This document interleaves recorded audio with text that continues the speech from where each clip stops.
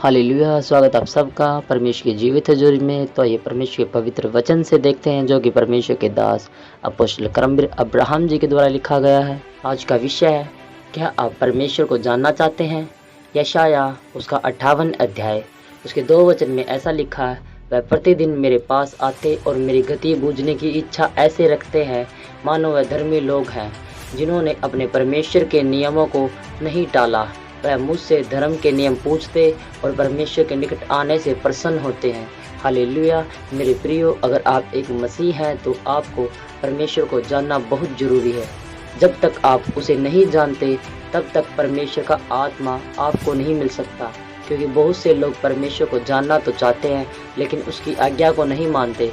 और जो व्यक्ति परमेश्वर की आज्ञा को नहीं मानता वह कभी भी आत्मिक नहीं हो सकता। लोग चाहते हैं कि परमेश्वर अपनी चाल, अपनी गति, अपना काम, अपने स्वर्गीय भेद उन पर प्रकट करे, लेकिन जब उसके नियम मानने की बारी आती है तो लोग पीछे हटना शुरू कर देते हैं और वह लोग परमेश्वर की महिमा से हमेशा वंचित रहते हैं।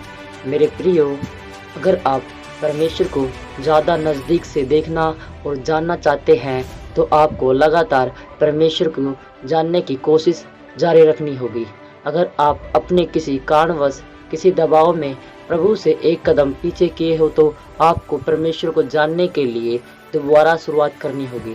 जैसे इजरायली वायदे के देश में जाते समय मार्ग में भटक कर मूर्तियों और अन्य जातियों के पीछे चले और परमेश्वर ने क्रोध में आकर उनको 40 दिन के सफर को 40 वर्ष का बना दिया था। हालेलुया।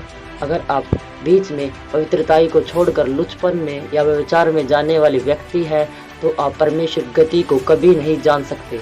आपको लगातार आत्मिक कामों में बिना पीछे हटे लगे रहना होगा, चाहे अंजाम जो भी हो।